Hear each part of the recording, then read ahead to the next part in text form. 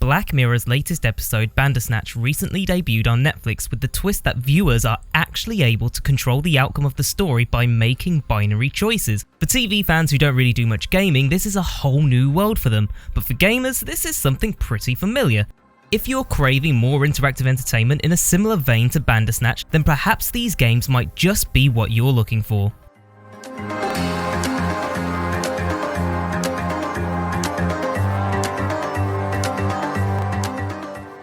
Detroit Become Human is the latest title by French developer Quantic Dream. Set within a dystopian future where androids are fighting for their rights, Detroit truly capitalizes on its whole multiple diverging story branches aspect, something that the protagonist of Bandersnatch obsesses over. And this is evident when after each completed episode, players are given a breakdown of where each of their decisions have led them. So if you loved the experience of being presented with multiple paths to go down in Black Mirror Bandersnatch, then you'll surely love being able to do a similar, albeit more complex thing in Detroit Become Human, but with the added bonus that you'll be playing from the perspective of 3 different characters, so that's triple the number of story branches and many more possible outcomes. My name is Kara.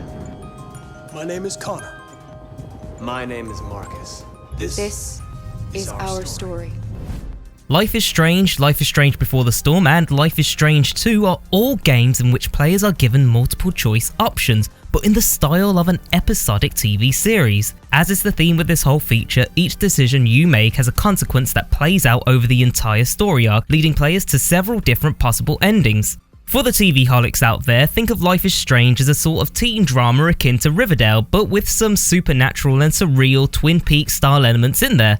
You follow the lives of young teens Chloe and Max, or brothers Sean and Daniel, in their respective small towns as each has to deal with and come to terms with all manner of issues, ranging from murder to a deeply flawed stepfather. Trust me when I say though that Archie Andrew and his beef with Hiram Lodge is nothing compared to what Chloe Price has to deal with when it comes to angry stepdad David. Fuck you, pig.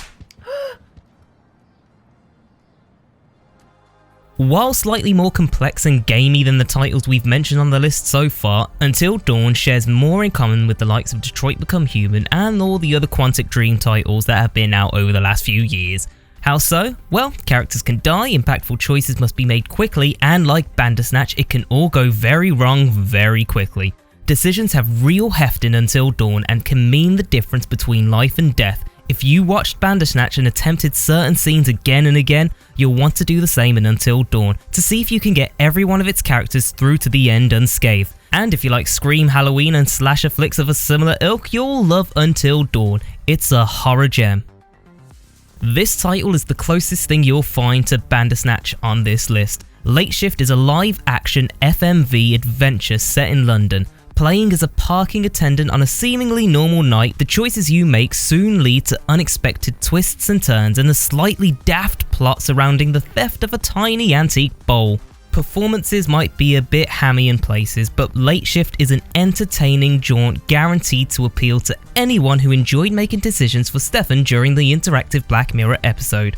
If nothing else, some scenes will elicit laughs, and it's certainly a lot more fun than FMV Stablemate The Bunker, which ended with the stupidest binary decision ever. Late Shift may be a little on the silly side, but with 7 different endings and an array of branches to its storyline, this ought to scratch that Bandersnatch itch.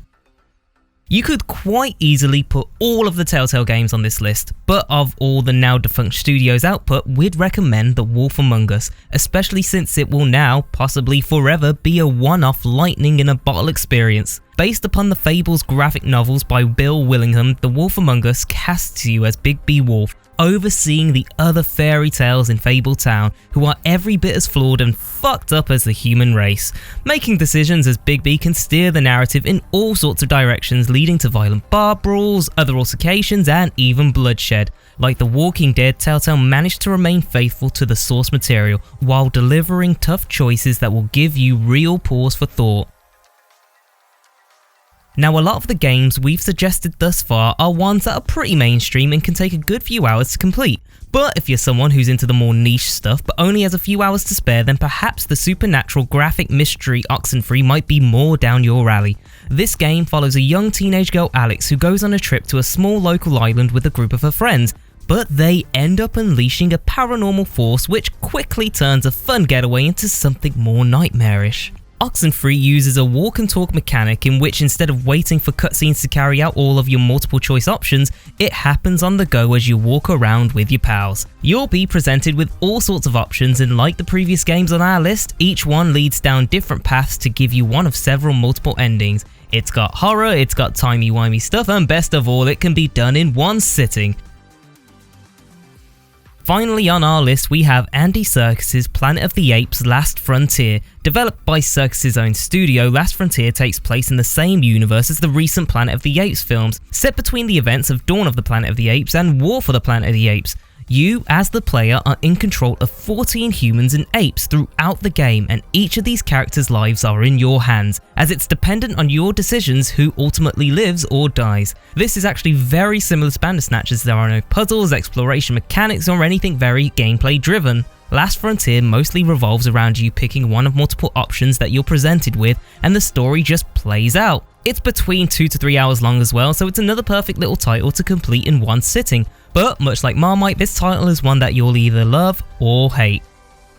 So those are our 7 games you might like if you enjoyed Black Mirror's Bandersnatch on Netflix.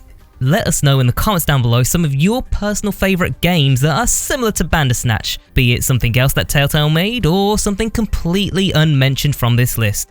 As always, don't forget to like and subscribe to the Rosera Network for more content.